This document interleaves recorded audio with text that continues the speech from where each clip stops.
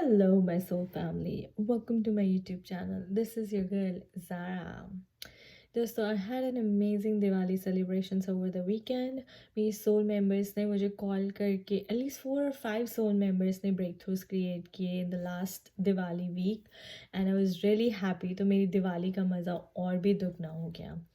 And I hope you had an amazing Diwali too. इस video में हम दिवाली से रिलेटेड ही कुछ बात करेंगे. इनफैक्ट हमें पता है कि दिवाली इसलिए सेलिब्रेट होती है क्योंकि लॉर्ड राम रावण का वध करके अयोध्या वापस आए थे और उनकी विक्ट्री को सेलिब्रेट करने के लिए सारे अयोध्या वासियों ने दिया जलाए थे, कैंडल्स जलाए थे. So basically celebrating the victory of good over evil. और हम इसी पे बात करने वाले हैं. मैं रामायण का एक छोटा सा पार्ट आपसे डिस्कस करने वाली हूँ और इस इंटेंशन से करने वाली हूँ कि आप उसको अपनी लाइफ में अप्लाई करें ताकि आपकी लाइफ के जो इतने सारे डाउट्स हैं, कंसर्न्स हैं कि मेरे साथ ये क्यों हो रहा है, इसका पर्पस क्या है, इसका रीज़न क्या है, डिवाइन मुझे क्या सिखाना चाहता है, क्या कुछ लेसन है जो मुझे सीखना है. अगर आप उस इंटेंशन से इस मैसेज को लेंगे और अपनी लाइफ में अप्लाई करेंगे तो आपको उन सब सवालों के जवाब मिल जाएंगे. तो चलिए स्टार्ट करते हैं. अब सारी रामायण जो है किस पे बेस्ड है दोस्तों? रामायण बेस्ड है कि श्री राम को 14 साल का वनवास दिया गया. किसने दिया? उनकी स्टेप मदर कैकेयी ने दिया. क्यों दिया? क्योंकि कैकेयी चाहती थी कि भरत उनका बेटा राजा बने, लेकिन दशरथ उनके हस्बैंड श्री राम को राजा बनाना चाहते थे और कैकेयी को ये बर्दाश्त नहीं हुआ.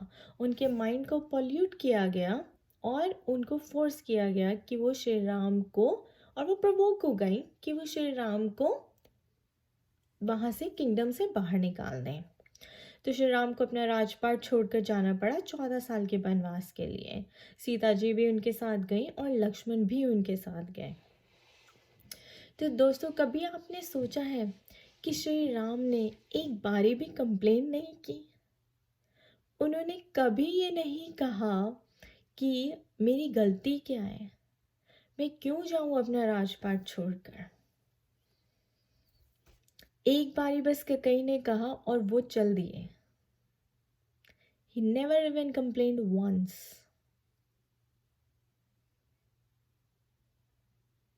अब आप अपनी लाइफ में इसको अप्लाई करके देखें कि कभी कोई आपको कुछ करने को कहता है तो क्या आप उसको एक्सेप्ट कर लेते हैं इमीडिएटली?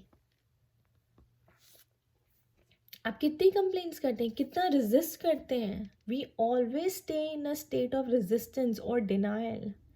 हम 10 बार बोलते हैं हमारी गलती क्या, हम क्यों करें, हमने तो कुछ किया ही नहीं, तो मैं क्यों जाऊँ अपनी राजपाट छोड़कर. राइट?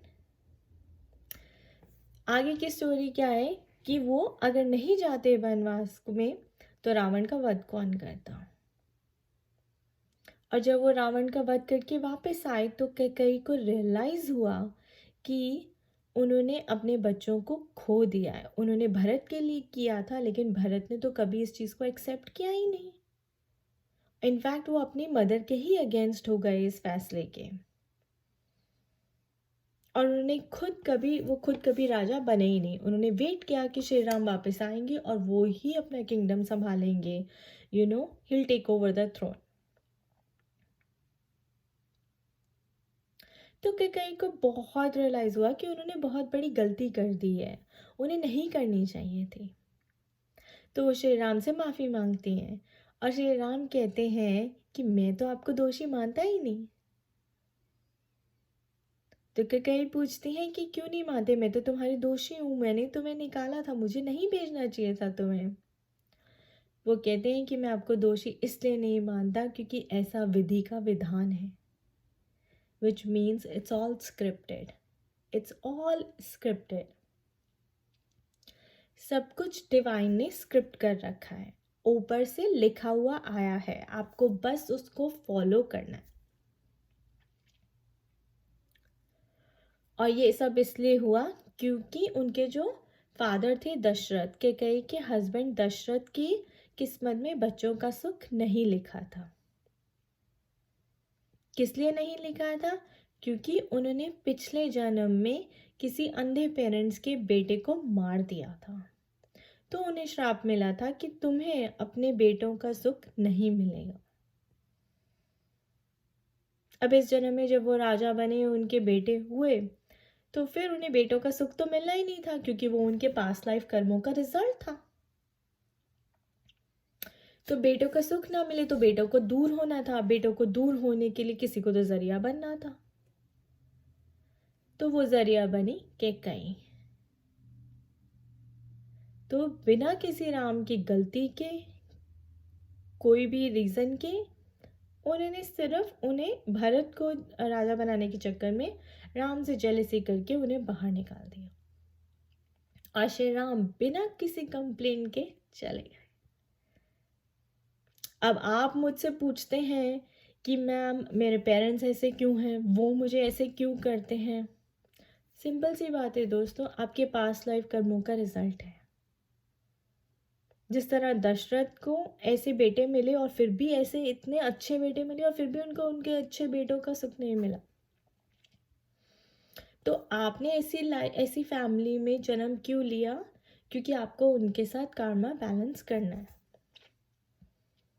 वो आपके साथ ऐसा क्यों कर रहे हैं? आपके कर्मों का रिजल्ट है। उनके कर्मों का रिजल्ट है कि आप उनको मिले इस लाइफ टाइम में और वो आपको मिले। आपके पेरेंट्स से नहीं बनती, आपके पेरेंट्स से लड़ाई होती है हर वक्त, आपकी बहन भाई से लड़ाई होती है, अपने फ्रेंड से लड़ाई होती है, बॉस से होती है, कलीग से होती है, रिलेटिव से होती है। आपके पास्ट लाइफ कर्मों का रिजल्ट है। ठीक है। अब दूसरी बात, जब आप देखेंगे कि इसमें अगर आपको ब्रेक थ्रू क्रिएट करना है, इससे निकलना है, then you surrender to the process.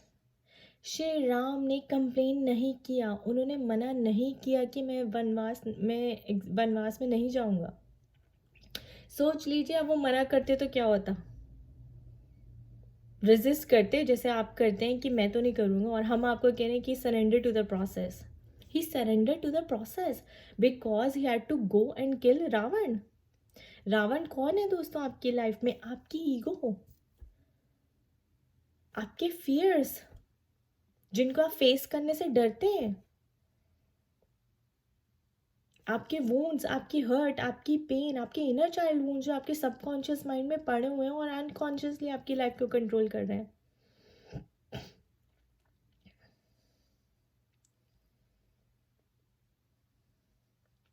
अब श्री राम कह देते कि मैं तो नहीं जा रहा वनवास में, तो रावण को कौन मारता दोस्तों? और इसी तरह आप करते हैं, you don't want to surrender to the process, आप रेजिस्ट करते हैं।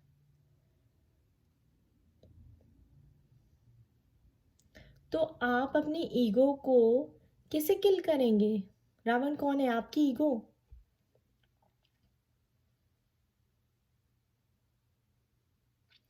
इसीलिए, और कैकेयी कौन है? कैकेयी वो लोग हैं जो आपके अंदर पड़ी पेन को ट्रिगर करते हैं।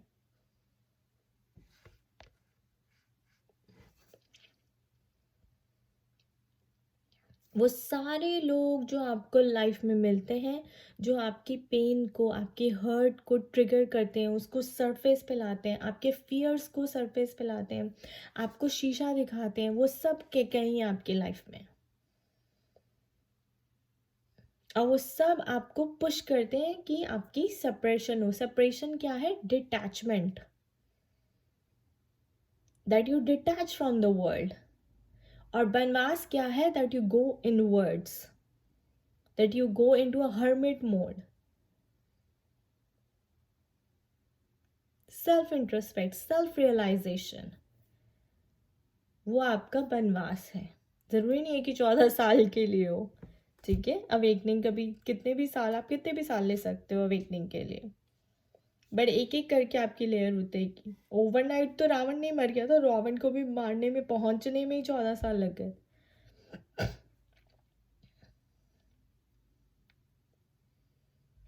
तो रावण आपकी ईगो है, जिसको हम बनवास कहते हैं, वो आपकी सेपरेशन स्टेज है, डिटैचमेंट फ्रॉम द वर्ल्ड है, to go inwards, to self introspect, जिसको हम कह रहे हैं कि कोविड की वजह से लॉकडाउन हुआ है और लोग अंदर बंद हो गए हैं और वो अपने आध्यात्मिक ज्ञान को बढ़ाने के लिए, अपनी स्पिरिचुअलिटी को एनहांस करने के लिए रामायण देख रहे हैं। रामायण देख तो रहे हैं, कितने लोग देख रहे हैं, कितने लोग समझ रहे हैं, फिर देख रहे हैं, समझ रहे हैं, और कितने लोग अप्लाई कर रहे हैं। रामायण इसीलिए लिखी गई थी दोस्तों कि आप उसको अपनी लाइफ में अप्लाई करें। आपको ऐसे लाइफ जीनी है, that's how life works. Shri Ram Lord Vishnu की इनकारनेशन है। वो एक इंसान का रूप लेके धरती पे आए और बिल्कुल इंसानों की तरह रहे, यानी कि 5D का रूप लेकर, आई मीन हायर सेल्फ का रूप लेकर, इंसान का रूप लेकर 3D वर्ल्ड में रहने के लिए। और उन्होंने आपको हायर सेल्फ में जीना सिखाया कि आप 3D वर्ल्ड में रह के कैसे 5 डायमेंशन की कॉन्शियसनेस को यूज़ करके जीना सीखते हैं। रावण आपका माइंड है, आपकी ईगो है, और राम जो है वो आपकी कॉन्शियसनेस है।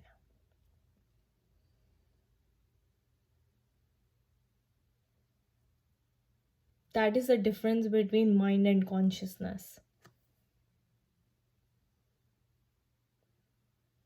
ठीक है दोस्तों, तो अब अगर आपके पेरेंट्स ऐसा क्यों कर रहे हैं, बहन भाई ऐसा क्यों कर रहे हैं, आपको ट्रीट कर रहे हैं, आपके पास्ट लाइफ कर्मों का रिजल्ट है कि कई वो लोग हैं आपकी लाइफ में जो आपकी पेन को, आपकी हर्ट को, आपके फियर्स को, जो सबकॉन्शियस माइंड में पड़ी हुई है, उसको ट्रिगर करते हैं, आपको शीशा दिखाते हैं कि ये पेन आपके अंदर पड़ी है, इसको एड्रेस करो, face your fears, don't run away from it. और श्री राम आप खुद हैं जो यहाँ पे धरती पे इंसान का रूप लेकर आए हैं अपनी सोल ग्रोथ के लिए, and to set an example for the entire humanity. और रावण आपकी ईगो है, और बनवास आपकी सेपरेशन स्टेज है, detachment from the worldly affairs and attachment to your own self, connection with your own self.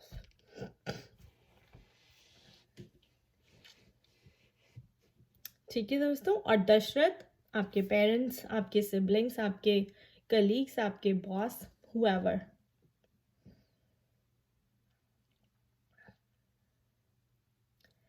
तो अगली बार आप रामायण देखें तो अपने इस चीज़ को समझने की कोशिश करें, अपनी लाइफ में अप्लाई करने की कोशिश करें। ठीक है, और because knowledge is not power, applied knowledge is power.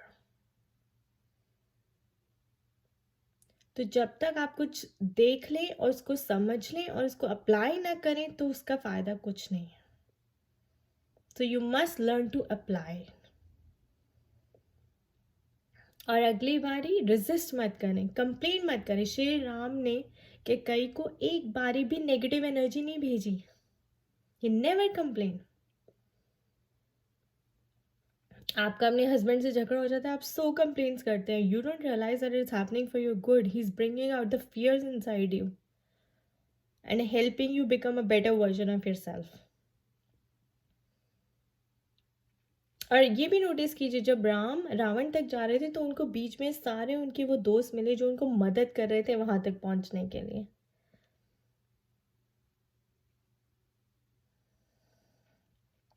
तो जब आप अपनी सेपरेशन स्टेज में आएंगे, सेल्फ रियलाइजेशन करेंगे, सेल्फ इंट्रोस्पेक्ट करेंगे, तो आपको भी ऐसे लोग मिलेंगे जो आपकी मदद करेंगे आपकी सोल ग्रोथ में,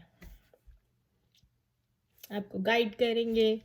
You can come across some counselors, advisors, mentors.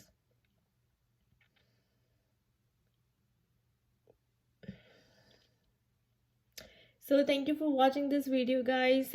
ये था मेरा मैसेज आपके लिए दिवाली पे, and how you can relate to Ramayan and apply it in your life, because that's how life works. And stay happy, stay blessed. खुश रहिए, मस्त रहिए, स्वस्थ रहिए।